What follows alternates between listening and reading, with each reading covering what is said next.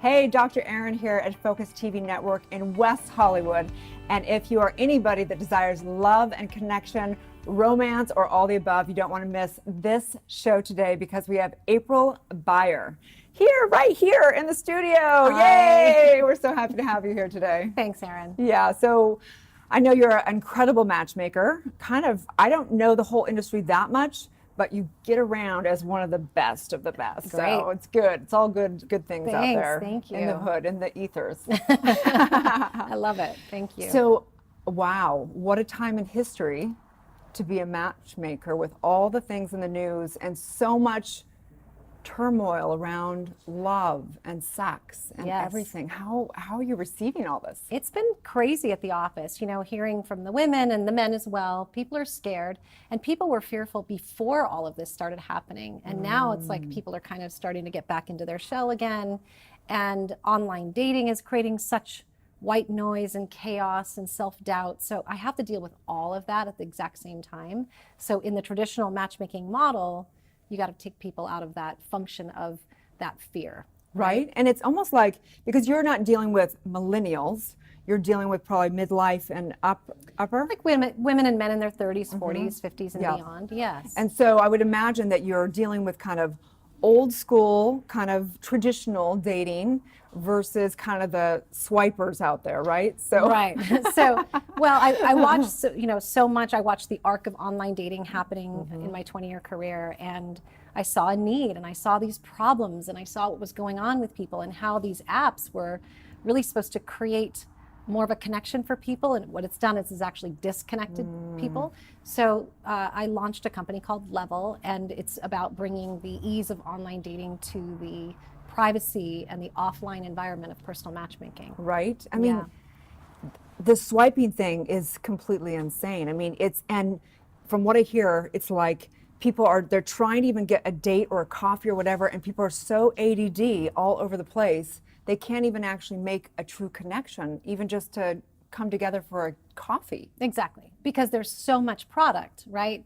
And now that women are doing it too, women are becoming more visual, more superficial.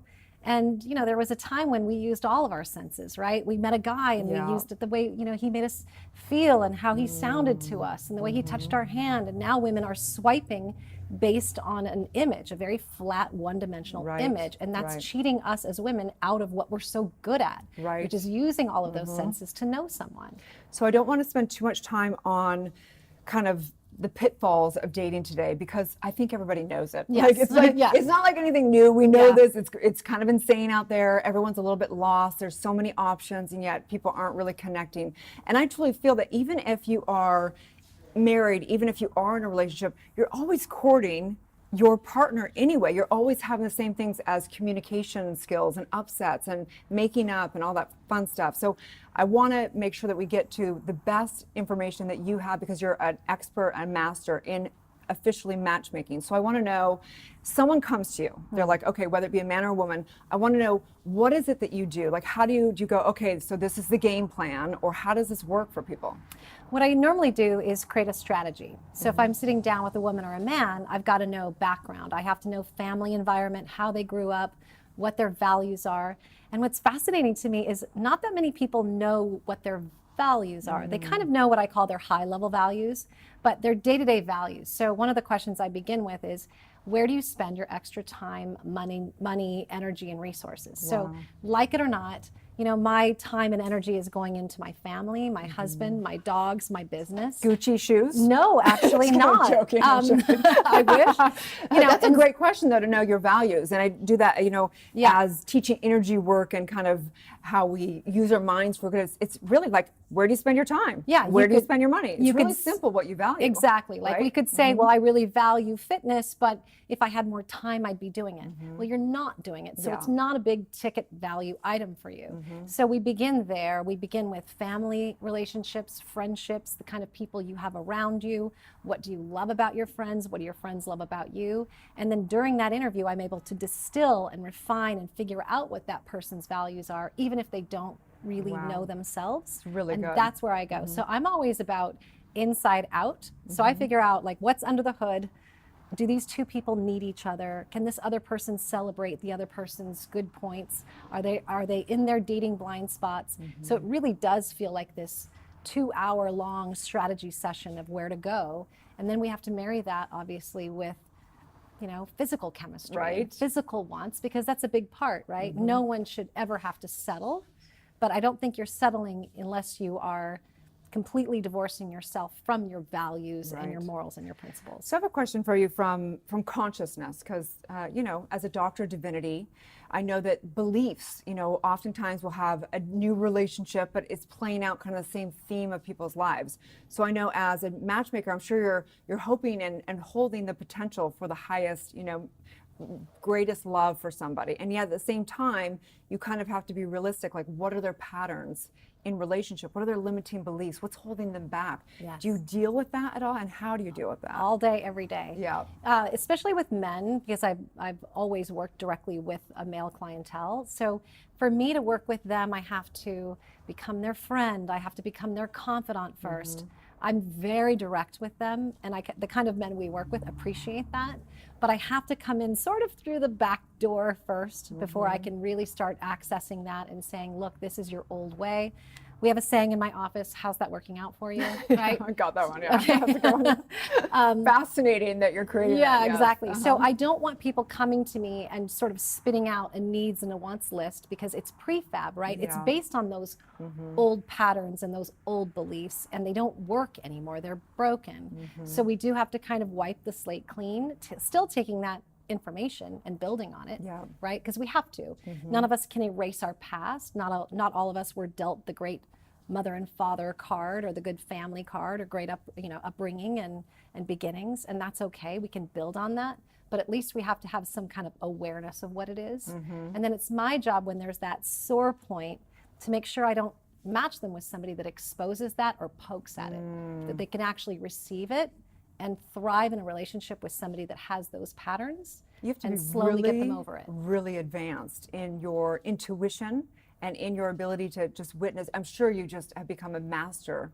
of human behavior. You can just smell it a mile away. I'm You sure can. if you have been interviewing so many people for a couple hours at a time, and then you watch their patterns out there, what a masterful, fun, and development of yourself as an expert in your arena. Well, you know this. I mean, when you've developed your instrument and it becomes so finely tuned, you feel things so fast. And it's hard because the matchmaking space, although it sounds so beautiful, and it is, has this very superficial tone and feel to it. Because oftentimes somebody will go to a matchmaker and suddenly you're thought of as a modeling agent. And that's Right. not what I'm about, right? Right. I'm trying to relationship hunt and solve problems and build out a future and de-risk someone's future so that they don't marry the wrong person. I love that. Because it's taxing, right? I know, It's taxing right? emotionally, financially, divorce is. So I have to think 10, 20, 30 years down the line when I'm matching people. Wow. Well, we have to take a break. But what I want to do when we come back, I want to actually, I know you probably don't like to make fun of your clients per se, but I want to know what are the do's and don'ts of first dates or courting. I want to know what you really give some recommendations and tips out there. Okay. So Sure. Stay tuned, you guys, as we dive into the master here. She's going to tell us the do's and don'ts. We really want to hear those. I want to hear those anyway. So stay tuned.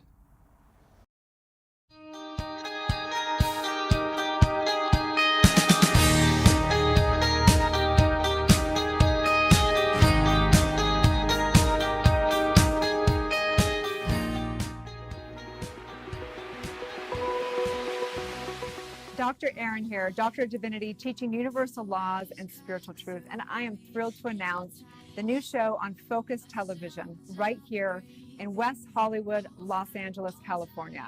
Join us weekly as I interview incredible people, celebrities to your next door neighbor, you name it, your girlfriend. We're going to dive into such topics as love and relationships, health and vitality, business and money, and creative expression. And I'm thrilled to just go on this awakening journey with you as we tap into meditation, visioning processes, intuition, and all the above. So stay tuned as we do this together.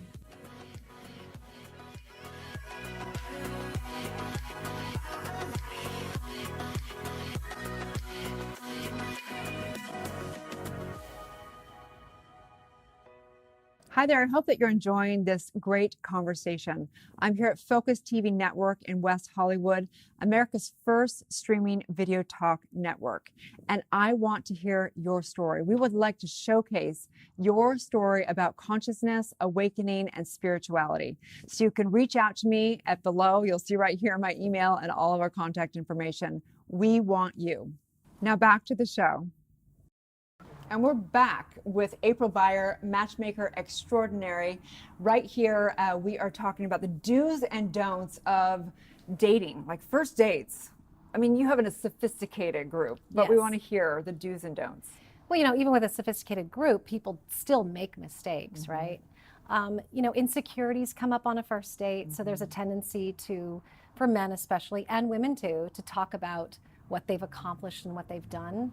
There's a tendency to talk about people that aren't at the table. So if I'm meeting you for the first time and I'm talking about somebody in my family or somebody from my past, I'm now having you assimilate and distill and basically be able to process all of this information, not only about me, but about this other person that you're maybe never going to know in a million years. So the biggest mistake is talking about events, people and places that have nothing to do with what is happening in that moment. I am so glad you say that. I mean, I love when someone tells a story, but when they tell stories, your eyes glaze over all the time, and you're like, this is the 10th story that I don't really care about. Yes. Like, it's entertaining, but I don't really care about this. I want to get to know you. You, right? Exactly. So for me, it's don't storytell, share. And there's a big, giant gap between those two. And communication is audience-based. If you see the person that's sitting across from you starting to vaguely slip away, you're gonna have to change and say, oh my gosh, I'm so sorry. I'm talking a lot about this person that you're probably never gonna know in when they start falling asleep and they start falling over, you're like, I think I should maybe not tell so many stories. Right. And for men, I think they love to ask a woman, especially if they meet a woman that's beautiful and accomplished and she seems like such a catch. Their number one question is, why are you still single? Now, it's a compliment. It's actually threaded in something really beautiful. But as a woman who is still single is receiving that information, and instantly she's insecure and she feels put down by this. So it's better to say, I can't believe I'm so lucky to have met you. You're still available. Wow, lucky me. That's great advice. I love that. Yes. Did you hear that, you guys? Don't ask why a woman is still single. Ask or say that you're so excited to just have that opportunity. That's great advice. I actually have never heard that one. I've heard a lot of do's and don'ts of dating. That's really fantastic. What else? And for women, let me think. For women, men are, and women are too, obviously. We're all busy, we're professionals and such. The world is spinning faster than ever before. When you go on a date with a man and he's already been at the office for 10, 12 hours usually, if you're going to sit across from him and ask him thinking questions or factual-based questions, that's exactly what you're going to get back. And there won't be that chord of emotional intimacy, which is what every great date needs. So what do you mean exactly? So if I'm like on a date and I'm like, so what do you think of the quantum physics of whatever versus? Yes, and what did you think of that restaurant in Paris? And boy, did you see the Dodger game the other night? It's nice, but it's facts. And what it does is it gives people this false illusion that they had a really great date because they had a lot of stuff to talk about. A great date isn't about how much content. It's about the depth of the content. So instead of asking a man what he thinks about something or anything that is fact-based, like how long have you had your office on such and such street, asking him feeling questions, right? Like if he's divorced, instead of saying what happened in your divorce, which is about facts, say, how are you feeling since? How's it been? How are the kids?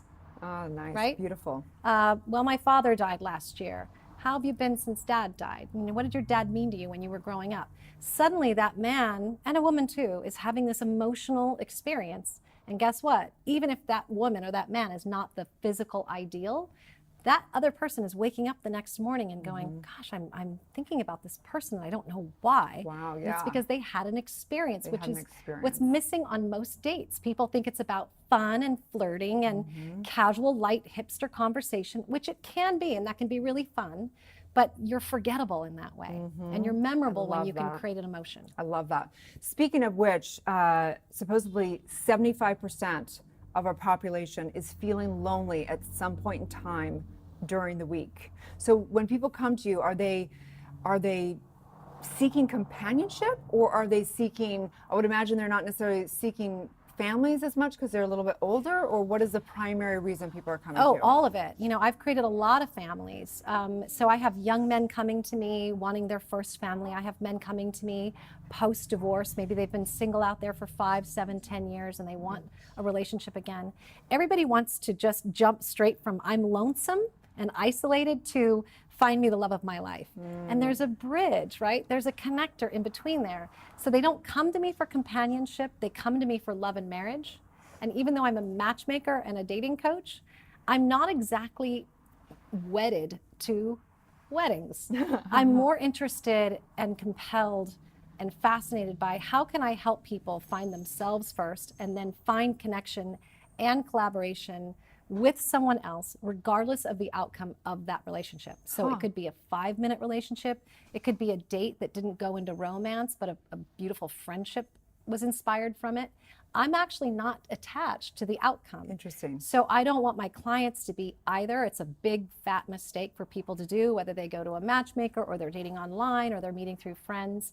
The reason why a date is disappointing is because you thought in your head that it was going to be the one, and it's not the way to go. So I couldn't agree I more. say come to me for companionship and the rest will follow. So like no projecting way into the future. Are you enjoying it? Does it work? And is it really enjoyable? How'd you feel? Yeah, Instead of going completely. through your checklist of, yes, he or she was what I was looking for, check, check, check, no, off the book. You know, you would spend months trying to find a business partner, but in 45-minute to an hour-and-a-half date, you're suddenly saying, you know, she's not the one, he's not the one. Right. Give each other some time, let it Completely. grow. I Start agree. with a connection, start with a friendship.